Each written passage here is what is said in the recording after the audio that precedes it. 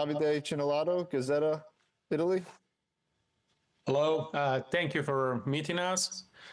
Question is about the preparation for the finals. Obviously, first time for you on the stage. I'm pretty sure you heard stories about, your teammate like Alex Caruso, for example, being there. What do you expect, not just in terms of basketball, but in terms of your life being different, let's say?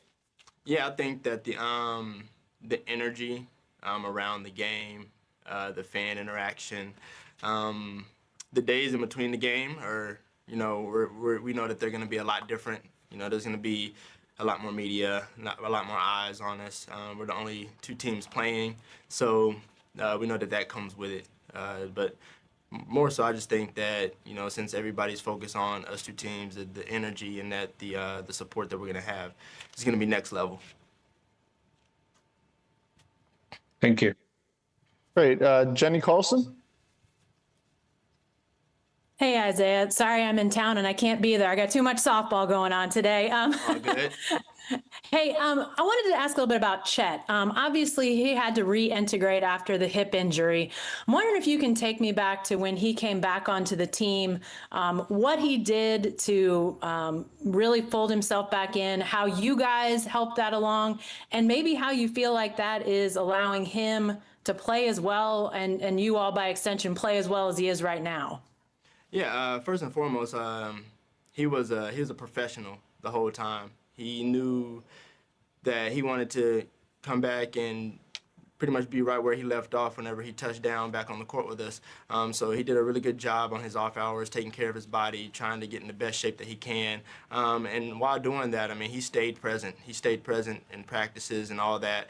And so he would ask questions and just try to stay up to speed. So whenever he came back, he wasn't really missing any beats. And so I just commend him for that, just staying in the loop, staying present, being a professional. When he got back, I mean, it was kind of like he never left, at least for us anyway. He was a big piece to our team. We hate that we had to miss him for that good chunk of time, but it was definitely exciting when we got him back, and I think the rest is history now. Jim Conlon, RCB Radio Ireland. Hi, Isaiah. Isaiah, just on the NBA Finals, obviously on the floor, the battle between the players is going to be epic. But on the sideline as well, the battle between the respective coaches as well. Mark has really made a name for himself in the NBA since he's taken on the OKC Thunder. But he's up against Rick Carlisle now, who won the championship with the Dallas Mavericks back in 2011, won it as a player as well in terms of that. And he's gone to the finals and won it on the big occasion. How do you think that battle of the coaches is going to play out in terms of Mark's real drive and hunger against the experience maybe of Rick having won it? Yeah, two great coaches, two great coaching staffs. Both have been through a tremendous amount of battles through their years in being in the NBA.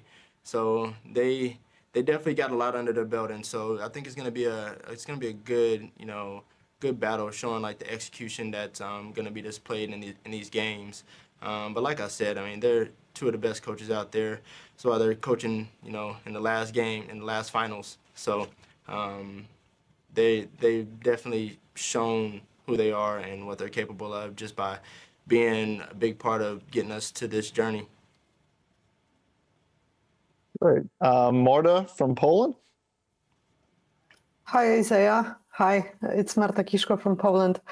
The Pacers are actually such a high-octane offense, right? They play fast, they find the best possible shot, and they involve basically every player on the floor. How can you collectively get them out of the rhythm, and what are the keys to shut them down for you guys? Yeah, we know that they're a really fast-paced team and that they like to try to get a lot of their points out in transition. So I think we have to take it pride amongst ourselves to be able to get back and match to all five in transition. Like you said, they kind of play through everybody. And so you have to be able to guard your own man, be able to communicate to your best ability out there. It's gonna be rowdy. It's gonna be a lot of energy. So you're gonna want to do everything right, but you just gotta trust that the work that you've put in with a group of guys all season is gonna pan out, and that your camaraderie is going to show it out there on the floor. So just getting back in transition, trying to slow their pace down. But we play with pace as well, so that's another thing. We don't want to lose our transition as well, so we just want to play our brand of basketball. Thank you. Good luck. Thank you. Tyler from KSWO.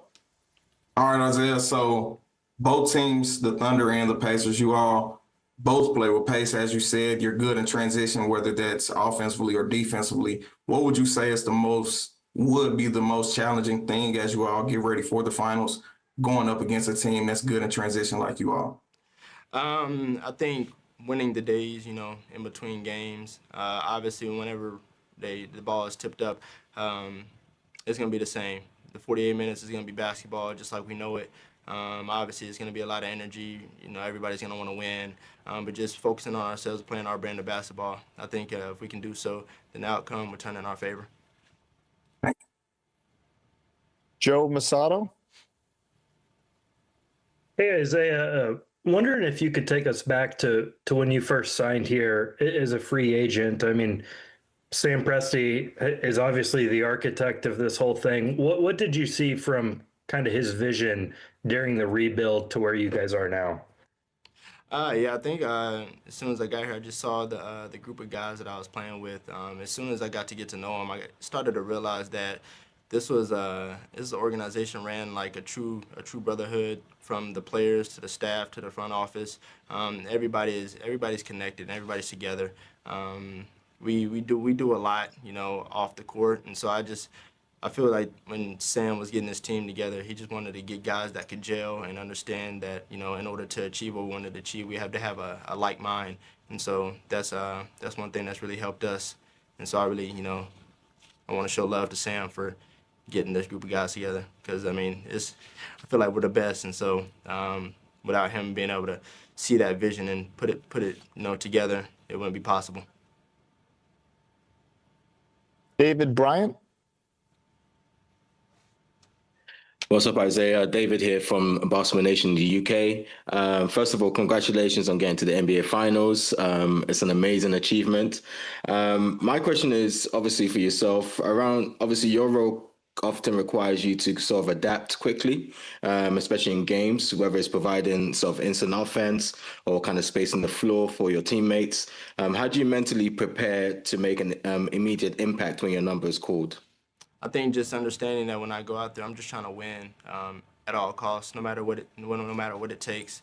Whether that's me, knocking down a bunch of shots or spacing the floor, like you said, being a big defensive player, just trying to win. I think that just comes with not only me, but a lot of players on our team, from Shea all the way down to the end of the bench. We understand what it takes, and we understand that when we go out there, especially us role players, that we have to be able to adapt. We have to be able to, kind of feel the game and see, what it's going to take from us to help win. Sometimes it's going to take more shots, sometimes it's going to take less, but you got to, find ways to be effective while you're out there. Our last question for Isaiah will come from Christos Saltas in Greece. Hey, Isaiah, hope you're doing well. You had the great playoff run so far, 3 great series. You showed character against the Nuggets. You had a dominant effort against the Grizzlies and against the Timberwolves. So what would you like to maintain from those series, and what did you learn as a group and as a person as well from those games overall? Yeah, I think there's a lot to take away from each of those teams, and it's different every time. I think from the Grizzlies going up 2-0 going into Game 3, they got that lead on us, and we had to fight back, in the second half. Going to 7 games with Denver, that's obviously a battle that not many people, get to see during their NBA career. So just being in that environment, with Minnesota, also another 2-0 lead going into Game 3, learning how to, just stay on the gas no matter what. Because you never know what's going to happen in this league. Everybody, like I said, everybody's here to win, and everybody believes that they're capable. And so I think just there's a lot of things that we can take away from those games, and just trying to continue to improve and grow from those moments, and And even going into this series, we're gonna be able to learn stuff about ourselves from game one. And we're gonna learn and we're gonna get better. Isaiah,